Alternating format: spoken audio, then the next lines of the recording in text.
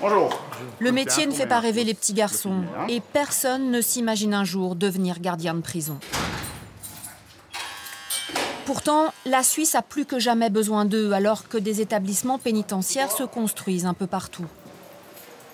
Mais qui sont ces hommes qui choisissent de vivre en prison? Comment travailler entouré de trafiquants, d'assassins ou de pédophiles? Rencontre au pénitencier de Bellechasse avec une profession parfois mal perçue.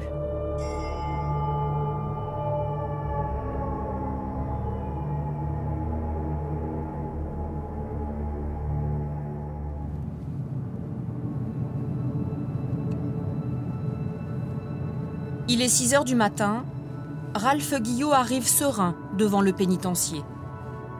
Mais ça n'a pas toujours été le cas, loin de là, surtout le premier jour. J'étais très angoissé. J'avais cette image de la prison comme dans les films, hein, très sombre, violente. Puis quand j'ai mis les pieds dedans, j'avais peur. La première règle qu'on m'a dit, c'était de garder vraiment une distance, pas tutoyer les détenus. Ça, c'est la première des règles à faire. Après, tout deviendra à l'observation, hein, voir comment ça se passe. Comment vous en êtes arrivé à être agent de détention? Quand on arrivait en hiver 2002-2003, il y avait une baisse de travail dans le transport et puis j'ai eu un contrat de 3 mois ici, à la serrurerie pour souder des barreaux. Puis ça s'est prolongé de 8 mois. On dit qu'on vient pour 3 mois, mais on fait 30 ans.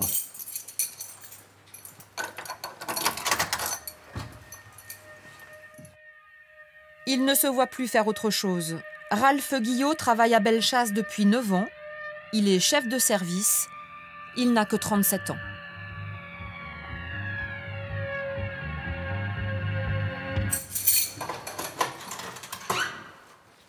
Bonjour. Bonjour. L'essentiel, c'est qu'ils me répondent, qu'ils me montrent un signe de vie. Ça, c'est le plus important. Là.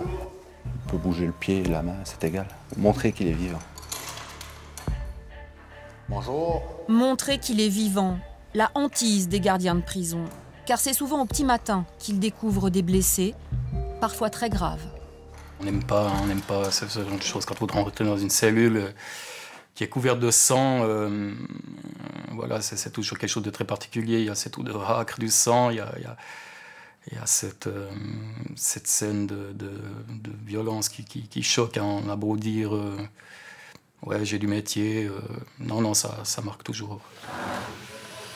À Bellechasse, comme partout, on parle de réinsertion et donc de travail. Ici, une dizaine de prisonniers outillés et 2 gardiens désarmés. Et cette nouvelle rémunération, alors vous êtes motivé ou bien? Non. Bah non, bien sûr. Bien sûr. Hein? Non, bien sûr. Mais je sais même pas combien c'est. 18 maintenant? Maximum 18. Maximum 18. Et Je viens avec mon bonnet et je perds déjà 5 francs. minimum 0, hein? Le minimum, c'est 0, vous rigolez là. Le minimum, c'est 0. Ah ouais, si vous en foutez pas une, c'est rien. Ah ouais? Et la présence, ça compte quand même. À l'école, on a un de présence. ouais, on a un de présence à l'école.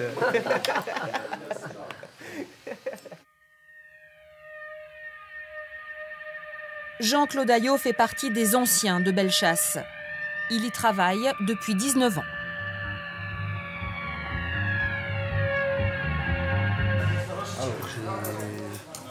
C'est 3. Alors, fermé. Il a quoi celui-là? Comme d'habitude. À Bellechasse, sur les 200 détenus, un tiers peuvent sortir pour travailler au champ ou à la ferme. Dans le couloir, des criminels, des violeurs, beaucoup de trafiquants de drogue. Jardin. Des détenus en fin de peine qu'il s'agit de préparer à une future sortie. Équipe agricole. On les accompagne dans le travail. Donc ici, l'avantage, c'est qu'on a cette double fonction. Hein. On peut être artisan et puis agent de détention. On passe 8 heures avec eux. Hein. Alors, tracteur. Et puis on les ferme le soir. Donc ça veut dire on fait tout le nécessaire, tout ce qu'on peut pour les aider dans leur peine. Donc à passer leur exécution, à les réinsérer aussi. Hein. On est devenus presque pédagogues, j'ai envie de dire, avec eux. Et puis D'un autre côté, on les sanctionne également. Donc on les accompagne au cachot, on fait ces choses-là. Donc c'est assez particulier. C'est vraiment c'est spécial, quoi.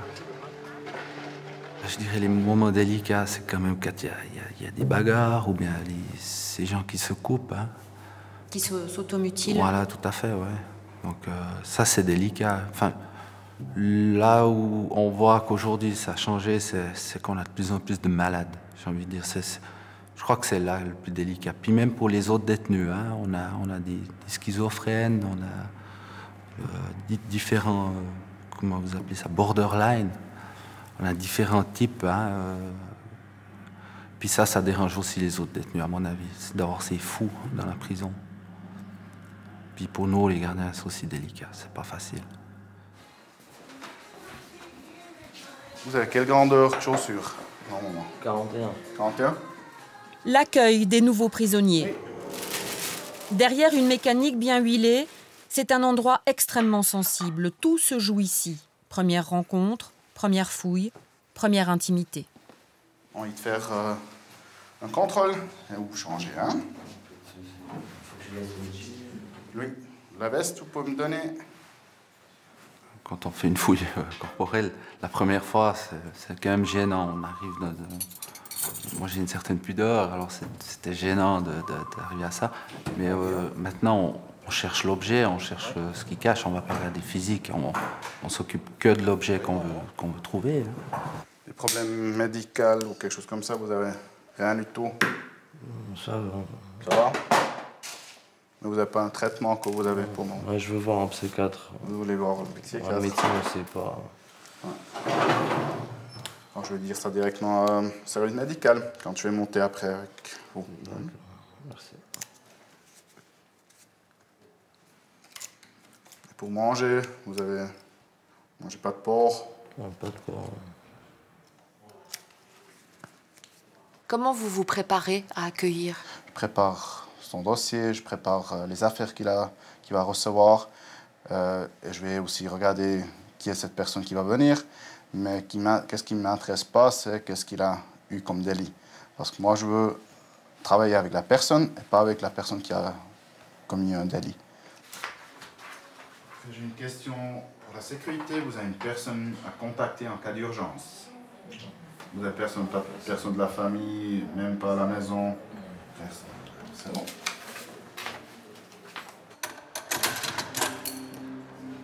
Alors, je vous laisse vous installer. Vous avez...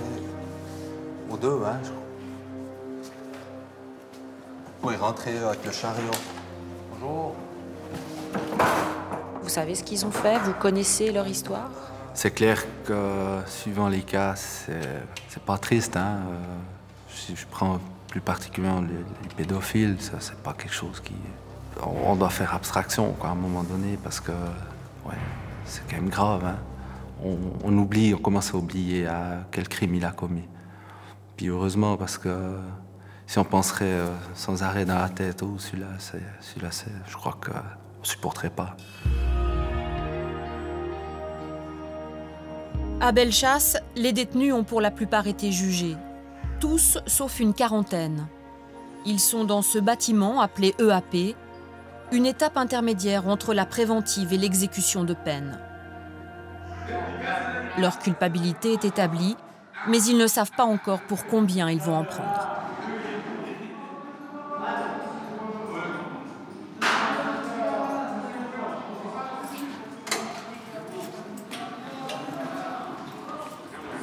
On ne peut pas travailler avec la peur au ventre, hein. Mais c'est clair, dans des situations qu'on n'a encore pas vécues, on a une certaine crainte. On essaye d'évaluer les risques au maximum, on se prépare par la formation, par les exercices.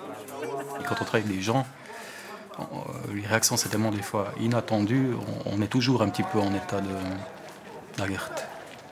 Chez nous, il n'y a pas d'armes pour les gardiens. C'est d'une part compréhensible pour raison de sécurité. Je veux dire, si on porterait une arme sur nous, ça peut se retourner contre nous en cas d'émeute ou d'agression de la part d'un détenu. Régulièrement, les gardiens profitent de la promenade pour fouiller les cellules et les communs à la recherche de drogue. Les trafics en tout genre, c'est le gros souci de la prison. Les agressions envers les agents de détention ne font pas partie de leurs préoccupations.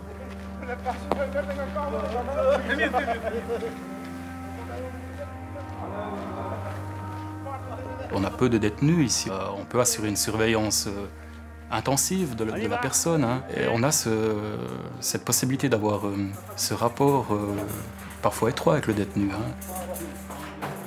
Ça peut peut-être paraître choquant hein, pour ceux qui imaginent la prison comme on la voit dans les films, mais chez nous en Suisse, on a des prisons à dimension humaine. On est ouvert à la discussion, on propose une écoute et ces liens aident les surveillants à entretenir un climat, somme toute, pas si différent de ce qu'on peut rencontrer dans une usine ou bien dans un autre secteur. Est-ce que vous vous attendiez à ça, quand on vous a dit, voilà, maintenant vous allez faire de la prison? Non, j'ai découvert un peu. J'avais plus d'appréhension. Je dirais que ça se passe mieux que je ne le pensais. Oui. Au niveau du relationnel, surtout. Au niveau de l'enfermement, non, c'est dur. Des cris, il y en a. La nuit, il y en a des cris. Quand les gens sont tout d'un coup fermés dans leur cellule. Et puis, c'est beaucoup de souffrance. Hein. Vous êtes ici pourquoi, vous, monsieur? Pour quelque chose de grave. Pour quelque chose de grave. Est-ce que pour les gens qui sont à l'extérieur, ils disent on fait quelque chose de mal, ils devraient être punis beaucoup plus durement? C'est ça que vous voulez dire? Ça reste la prison quand même.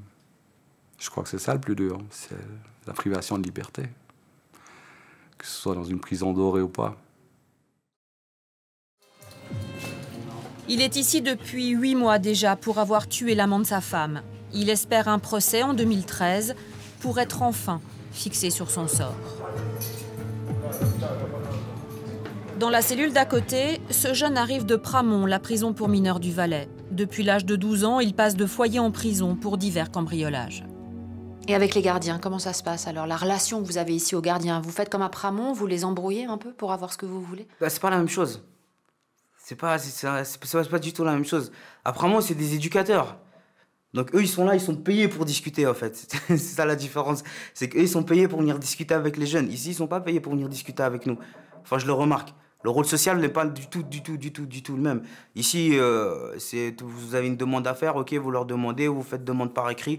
Eux, ils disent oui, non, amen, mais il n'y a pas de discussion. Il n'y a pas moyen de moyenner, comme on dit. Non.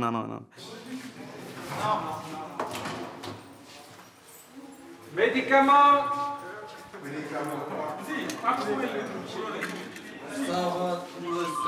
Merci. Si, otage. Merci. Merci. Je vous en prie. Chariot. Oui, encore chariot. Et aussi. Bon appétit.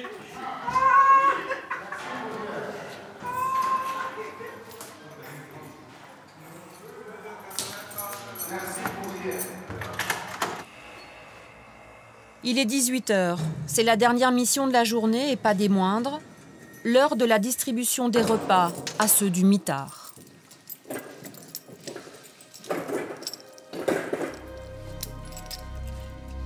En Suisse, la loi ne permet pas plus de 10 jours de cachot successifs, mais ils peuvent être reconductibles. Certains y sont restés 1 mois. Alors là, on prend des services en plastique hein, pour éviter qu'ils ne se coupent. Également des assiettes en plastique. Le cachot, la prison de la prison, un lieu redouté des détenus, mais aussi des gardiens. Un endroit où la souffrance est ici à la puissance 10. Bonsoir. Bonsoir, monsieur. Souper. Oui.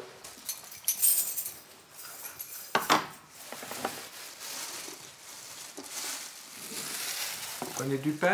Oui. Café, lait? Café, lait? Ils viennent se confier à moi, ils me racontent leur drame. Il y a des choses qui ne sont pas faciles à entendre. Hein. Voilà, quand on parle de comment il a tué sa femme, ou bien ce qu'il ressent après avoir commis une horreur. C'est clair, c'est des choses pas très réjouissantes qu'on pompe au fond de soi et puis qu'on a du mal à ressortir ou même à exprimer à l'extérieur. Bonsoir, souper. Ça va? L'extérieur, souvent, voilà, ils ont ce qu'ils méritent. Il faut pas faire preuve d'empathie par rapport à ces gens. Mais quand on vit avec, inévitablement, on ressent quand même cette souffrance. Ouais.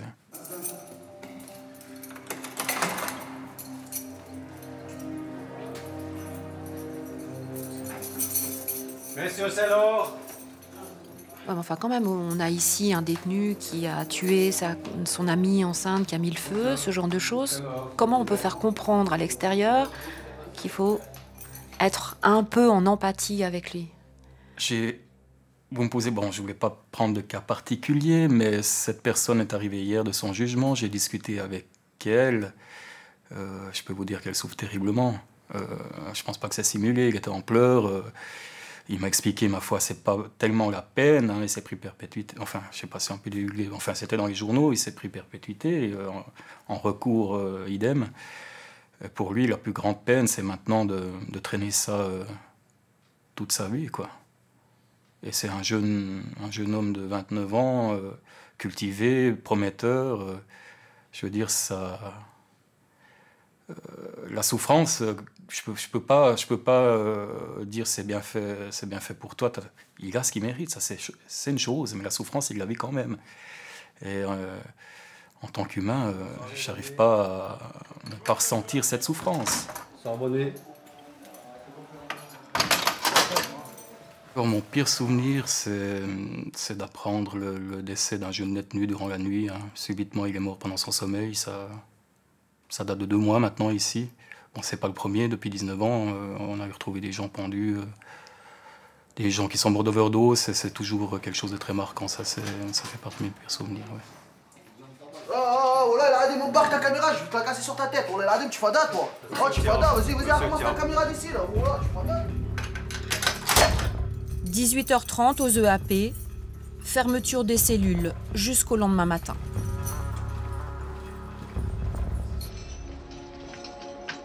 Les établissements de Bellechasse sont en service depuis 1898. Avec plus de 700 hectares, c'est le 2e domaine agricole de Suisse. Alors l'exploitation constitue un élément clé pour la prison. Les travaux extérieurs, comme ici en 1962, ont toujours facilité la réinsertion des détenus. Mon papa, il est venu travailler en 1958, ici à Bellechasse, alors que là, j'avais 8 ans. J'ai appris à connaître cette prison. Puis après, j'ai aussi eu la chance de connaître mon épouse, qui habitait pas très loin. Elle habitait à la maison qui est à côté, où son père était également gardien de Bellechasse. Alors, je n'ai pas été fréquenté trop loin. Paul Simonet est aujourd'hui à la retraite. Il a été gardien pendant 31 ans à Bellechasse, un métier qu'il a vu évoluer. Au début, quand j'ai commencé à Bellechasse, c'était le début où on a eu les objecteurs. Avec les objecteurs de conscience, c'était très difficile parce qu'ils estimaient qu'ils n'avaient rien à faire en prison. Mais de l'autre côté, nous, on a dû jouer là, effectivement, le rôle de ce surveillant, de ce gardien. C'était difficile à comprendre. Tout d'un coup, ça s'est arrêté. On les a plus mis en prison. Après est arrivé le grand moment où on a été envahi par ces étrangers. C'est vrai. Au début, on n'en avait que 25%. Aujourd'hui, on en a passé 75%. Et ces étrangers, ce n'était pas un pays spécifique. C'était le monde entier qui arrivait à Bellechasse. Mais, de l'autre côté, on doit quand même faire notre tâche de gardien. Mais il faut aussi vivre avec l'époque. Et puis, on a dû évoluer, on a dû changer les idées, ce qui n'était pas toujours évident. Aujourd'hui, s'il y a quelque chose qui se passe, il faut toujours être prévoyant. Ça veut dire qu'il faut pouvoir expliquer pourquoi il y a eu cet événement. Et puis on ne peut pas raconter des histoires, parce que d'un côté, on est surveillé. On est surveillé par des caméras. On est surveillé par des lois, par des règlements. On est aussi surveillé par les détenus. Ça veut dire on vit ce moment ouvert. Un détenu peut aussi nous dénoncer. Et de l'autre côté, on devra nous expliquer. Jusqu'à ma mort, je serai toujours à Bellechasse parce que j'ai quand même laissé quelque chose là-bas. Et puis c'est quelque chose, je l'ai quand même pris inconsciemment avec moi, puis je vivrai toujours ici. Je ne pourrais pas l'oublier, c'est pas possible.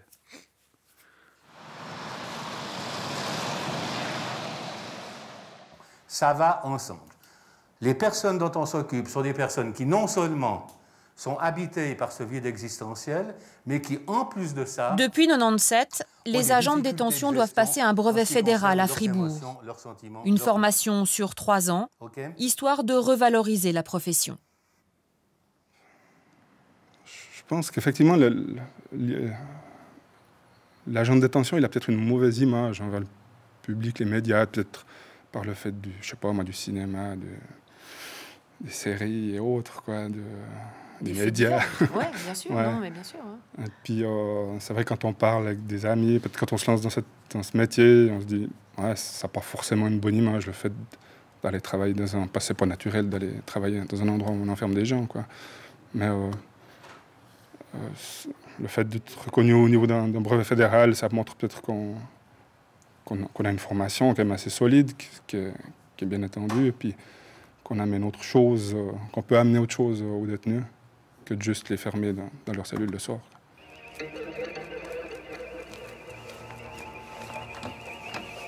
Les détenus alors enfermés, les gardiens de nuit veillent sur Bellechasse. Tous les problèmes prennent alors plus d'importance. Du fond des cellules, les angoisses ressurgissent plus violemment encore. Gardien, dans une prison, la nuit, un métier comme hors du temps.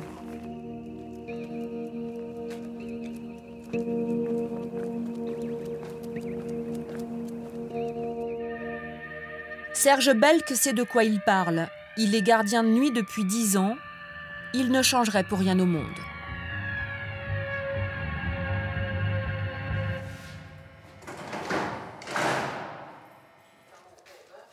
Comment ça va? Comme ci, comme ça. Comme ci, comme ça. Très bien. Mais pas très bon, hein? Non. D'ici une semaine et demie, vous n'allez plus me voir. Comment? D'ici une semaine et demie, vous n'allez plus me voir. Ah bon? Ouais. Il y a du nouveau? Oui, ils vont me libérer. Le juge, il a dit, puisqu'ils n'ont pas voulu, ils n'ont pas pu me faire comprendre, alors ils me libèrent. Oui. C'est tout un combat. Mais le papa arrive bientôt, alors. J'espère. Oui. Et puis, je me souviens, je me suis bagarré un peu avec vous. Pas un bagarre, un peu chicané, je m'excuse. Non, non, il n'y a pas de mal. Maintenant, vous avez compris le pourquoi. Je sais assez. Vous m'avez assez raconté votre vie familiale qui n'était pas évidente. Vous faites votre travail, je vous espère une bonne santé, une bonne vie de famille. Très bien, à vous aussi. Et puis, bon retour. Hein. Merci beaucoup. Au revoir, monsieur.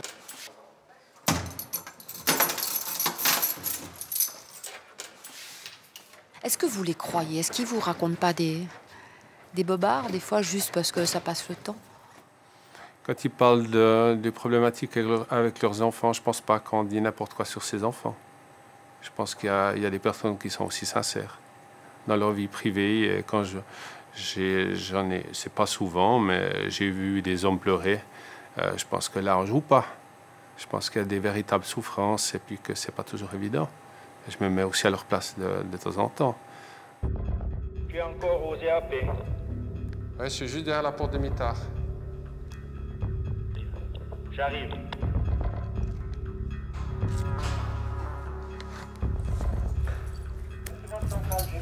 Tu peux quitter la porte de cellule forte là. Regarde, et puis on a là.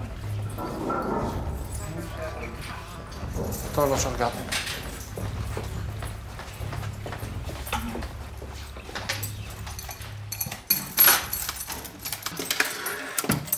Bonsoir. Qu'est-ce qui se passe? Vous êtes coupé? Mais montrez-moi, vous voulez pas que je vous soigne? Non, c'est bon. Il y a beaucoup? Non. Je vais vite chercher du désinfectant, puis on fait quelque chose. Il n'y a pas de problème. Sergent, votre réserve, vous l'avez eu, hein, ok? Il n'y a rien de grave? Non, rien de grave. Mais montrez-moi juste quand même. Je l'ai dit avant, comme ça la douleur, bah voilà, je pense à la douleur, je pense pas à la cigarette, c'est bon? Ok. Bon, vous sonnez si jamais, d'accord? Bonne nuit.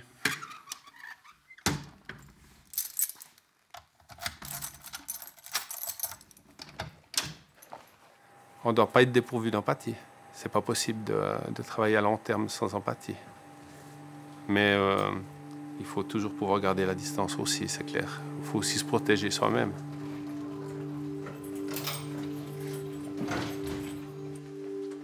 Quel regard vous portez sur votre métier?